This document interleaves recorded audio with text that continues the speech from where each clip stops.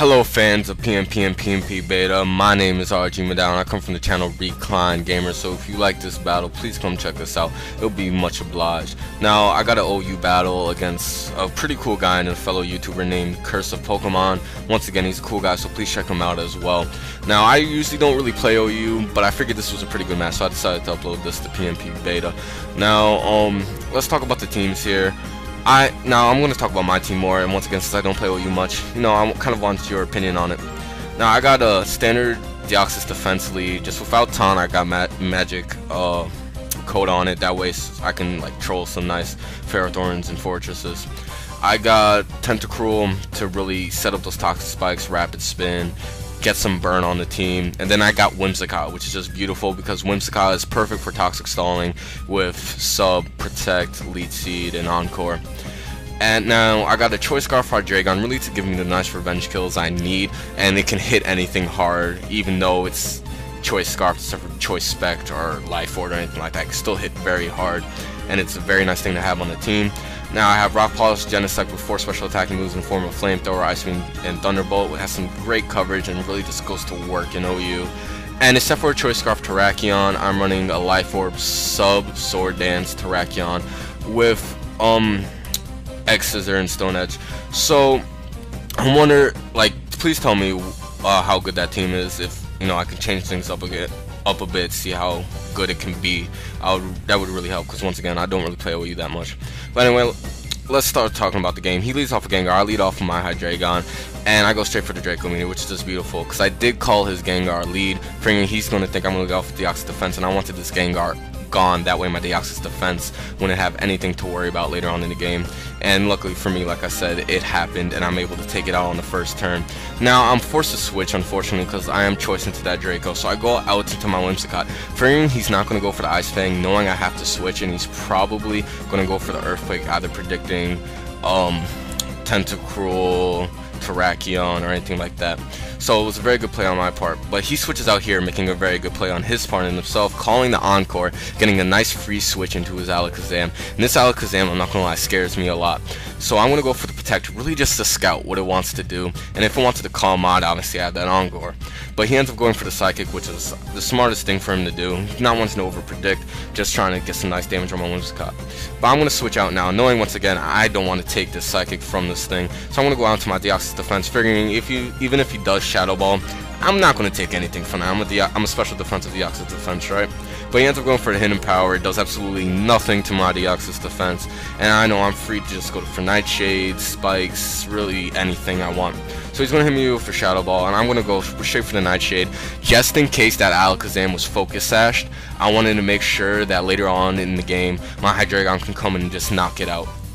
Now he's going to go for another Shadow Ball. He's really just trying to kill him off my Deoxys defense, but I'm going to go for the Spikes because I did predict him to switch, considering I can always just recover off this damage, no problem.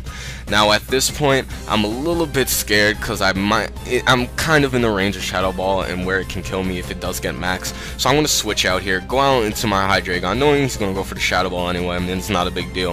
And my Hydreigon takes that very beautifully, and now, since I am Choice Scarf, I could easily revenge this, kill this thing, but he ends up switching out, going out to his Helmet Guys. I just go straight for a Draco Meteor, figuring I knew he was going to switch, and nothing on his team really wanted to take the Draco. Plus, a Dark Pulse wouldn't have done anything to Fortress, and at the same time, he has Terrakions, and I didn't want that justified boost. But he, once again, played a nice play and going to Fortress, really just to resist anything I could throw at him.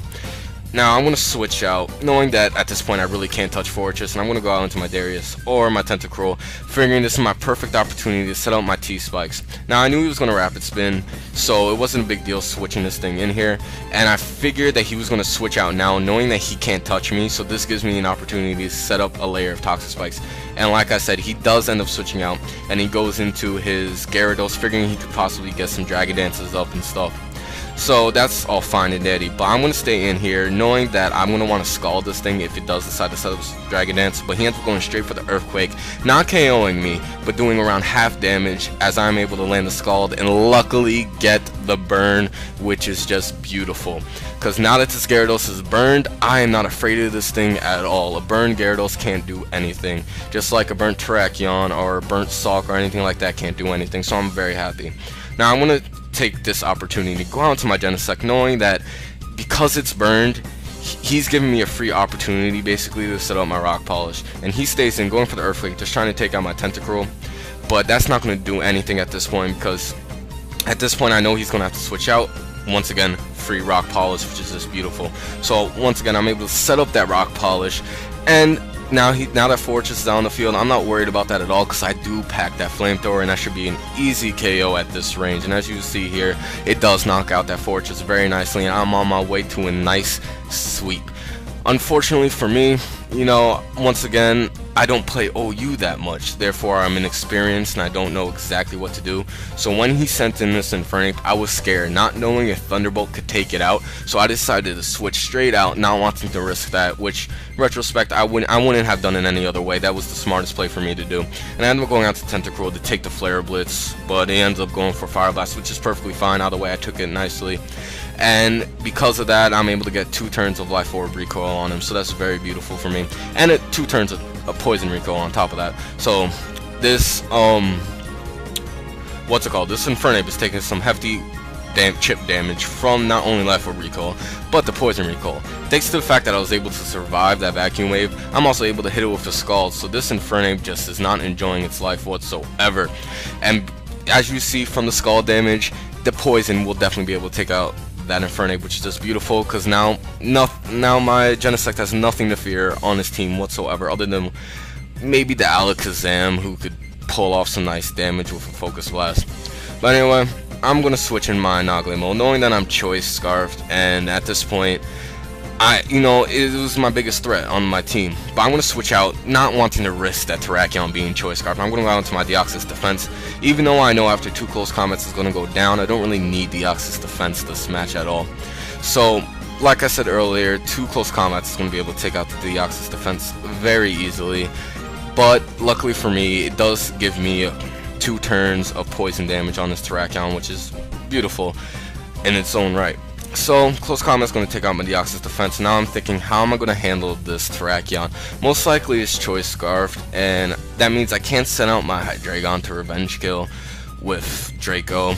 And I have my my Carl or my Whimsicott, so I figured, you know what, let me try to Toxic Stall this thing. And he knows this, so he's going to switch straight out, go out into his Gyarados, because his Gyarados does happen to pack the Ice Fang. And at this point, you know, I don't want to switch into Hydreigon, even though he is burned. I don't want to risk a crit or anything like that, because my Hydreigon is very important, so I'm just going to stay in Elite Seed this thing. Because at this point, with the burn damage, with the Elite Seed damage, it will go down eventually, especially since it's burned. I'm not too worried about getting hit from the Ice Fang, because it won't even be able to knock out myself like what just happened. So anyway, at this point, I figured this Gyarados can't really do anything to me, and this is another opportunity to switch into my Genesect.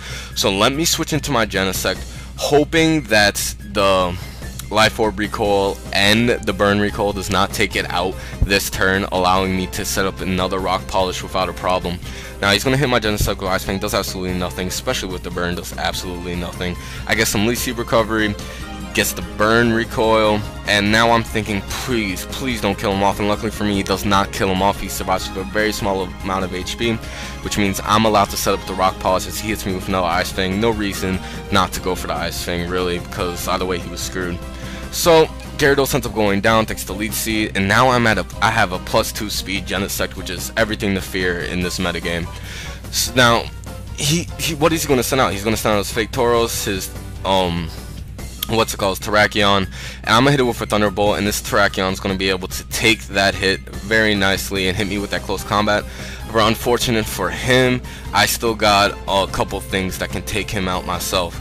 So unfortunately, Genesect does go down, but Genesect did his job this game. My boy Raph, shout out to you, as that burn is going to rack up, I mean not burn, the Toxic is going to rack up on that Terrakion. So I'm going to send out Whimsicott knowing, hey, I got the Prankster, you're about to get Toxic Stalled. But he ends up switching out, sending in his Hitler, his second Pokemon, and at this point I'm like, crap, I have no attack moves on my Whimsicott, so basically his Hitler can just go to work on me. And at this point I'm thinking, alright, this Hitler is a big threat, so what I have to do is go for a second sub, get hit by something, and as he goes for the HP, I'm guessing Ice, it will knock out my sub. And at this point I'm like, alright, this is what I'm gonna have to do. I'm gonna have to sack my Whimsicott just so I can encore him into HP Ice. That way my Terrakion can take the hit, because I don't want my Terrakion taking a Focus Blast.